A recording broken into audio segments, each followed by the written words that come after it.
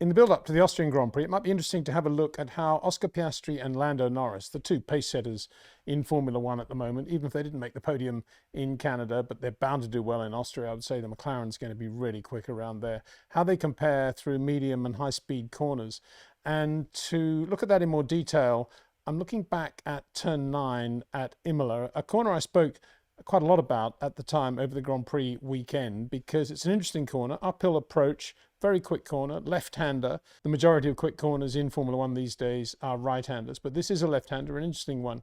Not covered very much again on TV, but thanks to AMG Mercedes, who don't actually feature in this video apart from with this circuit map, we do have an overall picture of Imola, and you can see there turn 9 is a quick corner. Mercedes have got it at 210 kilometers an hour, right in the middle there, looks like. That's about 125 miles an hour in 6th gear. Turn 9 has its own risk and reward. You can go in quite quickly, and then you run the risk of perhaps not carrying as much speed coming out, or vice versa, of course. So let's have a look in more detail at that corner. A is where they touch the brakes, having got into 7th gear on that run out of Tosa. So that will be one comparison we make.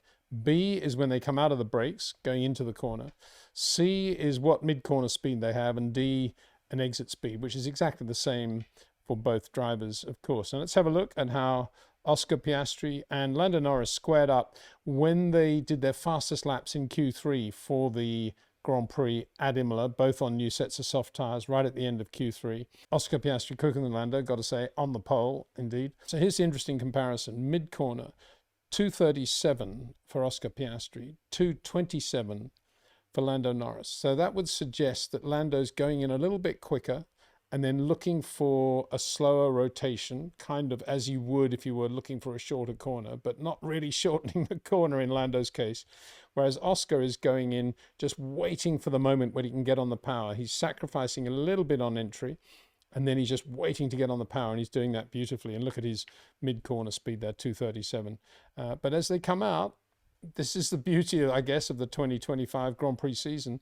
Both of them exactly the same, 258 kilometers an hour in 6th gear on a measurable point when they're just flat out on the throttle accelerating at that point. And to me, what this looks like is that Lando Norris is doing a little bit of what Max Verstappen does. He's going in quicker than Oscar Piastri. He's got a slower rotation point, but he's not actually gaining from that. That's the interesting point, 258. And I think that's because he's not actually shortening the corner and actually giving himself a longer straight as he's coming out. The rotation he's giving the car isn't actually the same as a Max Verstappen rotation, even though some of the pedal work, the footwork and the brake work is very similar.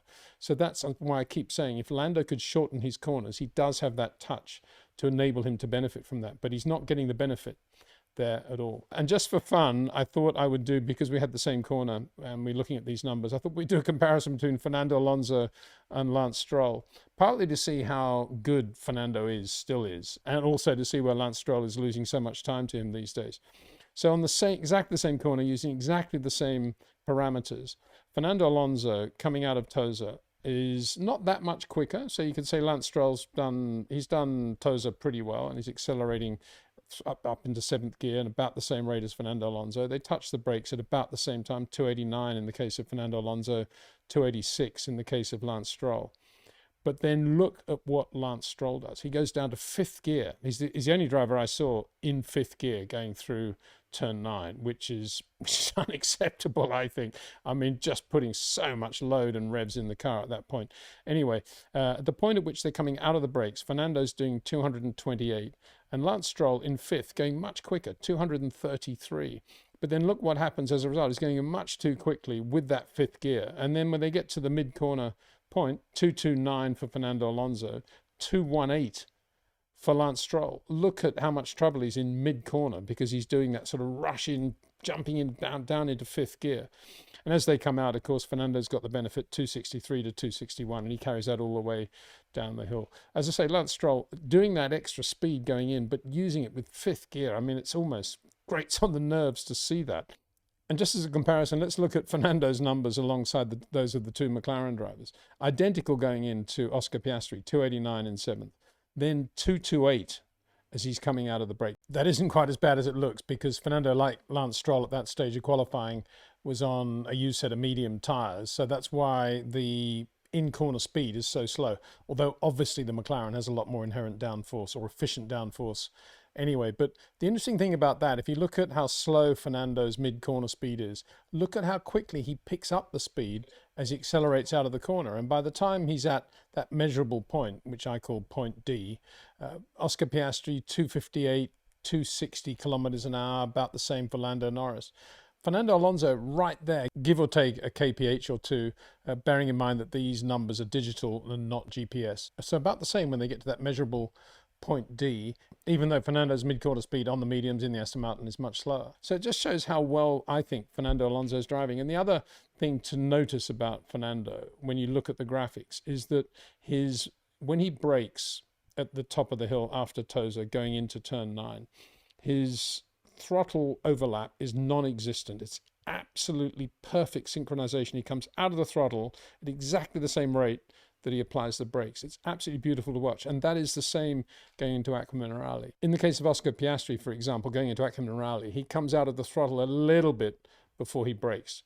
Fernando doesn't do that. It's absolutely perfect synchronization. I say a little bit in the case of Oscar. We're talking absolute milliseconds here, but it's definitely clear on the graphics. Lando Norris does about the same as Fernando, but with not quite the same precision. He's doing the same thing, but it's not quite the same perfection as Fernando. Whereas Lance Stroll, apart from his desire to want to use fifth gear going through turn 9, absolutely terrible overlap. He brakes, but he's still got throttle on the car while he's braking. Again, you know, it just sort of grates against the nerves to see that. And exactly the same going into Aquaminerali. Even though he's not turning, he's actually braking against throttle going downhill as well. So yeah, I mean, very untidy driving there from Stroll. And that just explains where he is next to Fernando Alonso these days. And it also, I think, highlights how well Fernando's driving now. And I mean, absolutely amazing at his age. The precision, the pedal, the footwork. I've always said Fernando's footwork is absolutely sublime. And that's a very good example of where Fernando is so good still these days. What we're not looking at, and what I can't see, and which we don't have telemetry for, is the steering input that Fernando will have going into 9. For sure, he's giving a little bit more of a spike than an Oscar Piastri or Lando Norris. And that's one thing, I mean, works for Fernando when he's got a great car. When he doesn't have a great car, sometimes it hurts him. But nonetheless, he gets away with everything because of his incredible foot and handwork. So as we go into Austria, it'll be interesting to see how Oscar and Lando compare around there. I've talked about turn 9 at Imola. Down the hill, the right-hander in Austria, not as quick as 9. Then you've got that reasonably quick section where they go back through the infield, and the last part of that is pretty quick. And then the two right-handers before the start-finish line. Again, no real comparison, but nonetheless, I wanted to do that analysis of turn 9 at Imola because it's an interesting piece of road. And it's interesting how two different approaches to the corner came up with exactly the same result for the McLaren MCL 39. I'm sure they'll be quite pleased about that, I guess, that no matter what the drivers do, at the end of the day, the car gives the result.